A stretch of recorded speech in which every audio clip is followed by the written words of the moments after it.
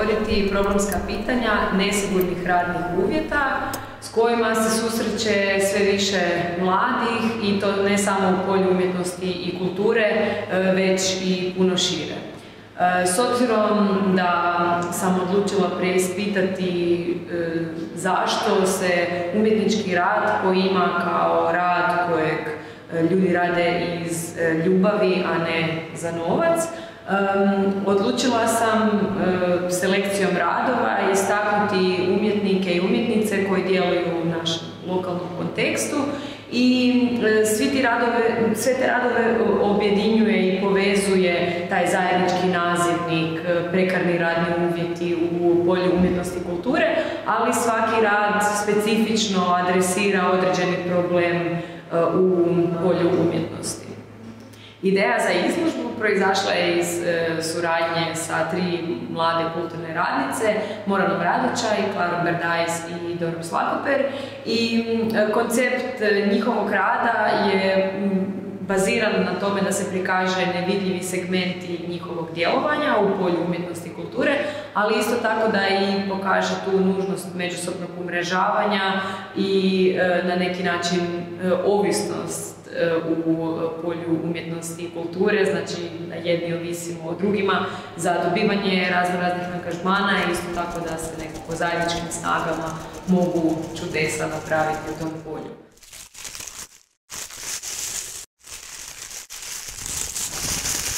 Za bilo kakvog produkta, pa tako i za ovog videa koji je zapravo samo dio jedne šire slike, koja je nastala tek sad kad ju vidite ovako izložili u galerijskom prostoru, je cijeli jedan nevidljivi rad gdje se vi nalazite i sa autoricom, sa Moranom koja je autorica ovih radova i sa montažerkom gdje razvijate ideje, razvijate koncepte, razvijate gdje ćete šta snimat, što vam je sve potrebno, od rasvjete koje nismo imale,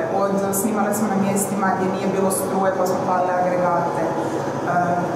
Tako da je jedna cijela situacija zapravo snalaženja i spajanja kraja s krajem, jer nemate novaca, niste plaćeni za te stvari, pokušavate sve skrpati da nekako bude besplatno, honorarno, pa surađujete zapravo sa svojim bližim krugom ljudi, zato što njima će isto nekad treba ta neka usluga, a svi smo si i dobri, pa je onda sve super, svi razumijemo ko dolazi iz koje priče, zapravo smo svi u ovoj istoj priči, gdje svi radimo i samo discipliniramo se i, da tako kažem, borimo. Dora Slakoper koja je montažerka, naravno iz svakog videa i svakog filma je jedan nevidljivi dio montaže u koji malo ko razumije i malo ko cijeni. Nažalost, Morana je pri samoj izradi svih ovih oblekica imala cijeli proces istraživanja, izrade. Ja u to sve spadam kao netko ko se na kraju krajeva ni ne bavi snimanjem, ali je nešto što sam razvila kao sam svoj rad i svoju, ajmo tako reći, samodisciplinu, gdje se bavim time zato što se želim time baviti, ali nisam obrazovana za to, pa tako pri tome dolazi do problema pretvaranja snimanja u zapravo neko profesionalno zanimanje.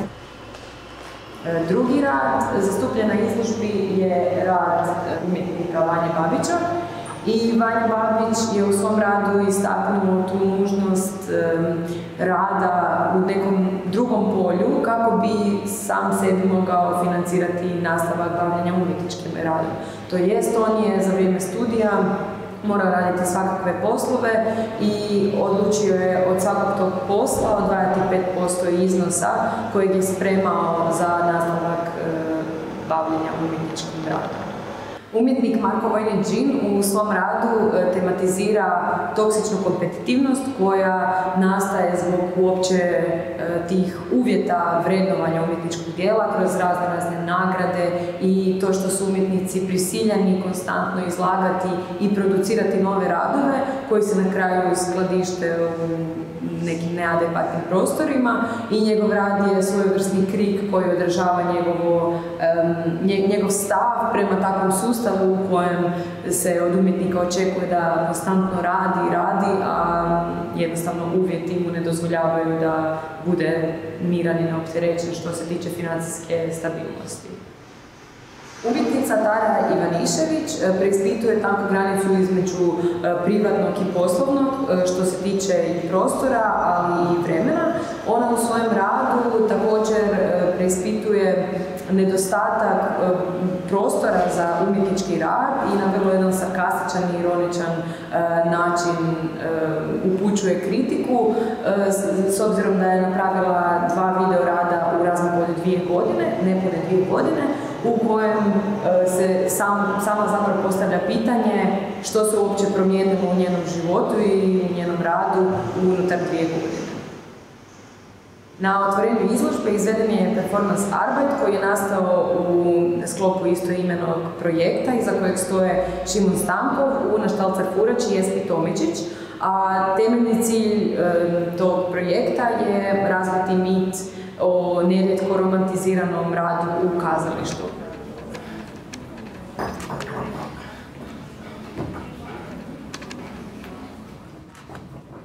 Izvedbeni umjetnik Šimon Stankov je u ovim pandemijskim vremenima ostao bez većine angažmana, zbog čega je bio primoran započeti privređivati novac radom na baušteli. I upravo u ovoj inicijalno plesnoj predstavi, koja je za potrebe ove izložbe prilagođena galerijskom prostoru, u tom performansa, on posuđuje određene motive sa gradilišta, ali ih inkorporira u svoj performans kako bi se povukla ta jedna paralela između rada na baušteli, kojeg percipiramo kao težak fizički posao za koji je normalno tražiti novac, to jest naknadu, a dok je rad u kazalištu percipiran kao nešto što ljudi rade iz ljubavi i što ne treba nužno biti honoriran za taj posao.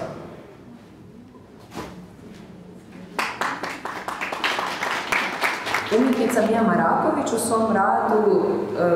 preispituje tranziciju od studentskih dana na Akademiji likovnih umjetnosti pa sve do ulaska na tržište rada i u toj formi umjetničkih knjiga zapravo komunicira sve probleme s kojima se ona susreće na tom putu od 2016. godine pa sve do današnjih dana. Te knjige su prepune i nekih osobnih podataka iz života umjetnice, ali isto tako i razmišljanja što će ona nakon akademije i kako će se snaći uopće na tom u polju umjetnosti i kulture sa vrlo nestabilnim ugovorima i općenito nesigurnim uvjetima. Ono s čim ja, na primjer, učim kontekst iz svoje uloge koja je u sklopu ove izložbe kao uloga snimateljice, je zapravo ta nemogućnost plaćanja te količine tog nevidljivog procesa. Zato što dolazim iz struke novinarstva gdje sam na diplomskom studiju i vi nemate, vas niko neće platiti za proces koji stoji iza nekog teksta, iza nekog televizijskog priloga, radijske emisije i tako dalje. Vaš će se platiti po tekstu, po kartici teksta, ali zapravo niko neće pitati o tome koliko je tebi trebalo da napišeš taj tekst. Na početku, dok sam tek krenula ovu temu istraživati, bila sam poprilično uvjerena da ovom izložbom ne možemo riješiti probleme koji nisu izolirani, znači nisu pojedinačni, već su puno, kako bi rekla, širi i sistemski. Ali mislim da je ova izložba, kao i slične inicijative, nekakav dobar korak naprijed u kojem mi možemo razbiti tu tabu temu da se ne priča o problemima. Znači, o ovim problemima se treba jasno i glasno razgovarati i sa tim zajedničkim razgovorom možda možemo i doći do nekakvih konkretnih problema. Mislim da ova izložba je taj samo jedan korak naprijed, a nekakav recept za rješavanje sistemskih problema, nažalost, nemam niti ja, niti ovako pojedinci, nego nekako zajedničkim snagama možemo napraviti daljnje korake naprijed.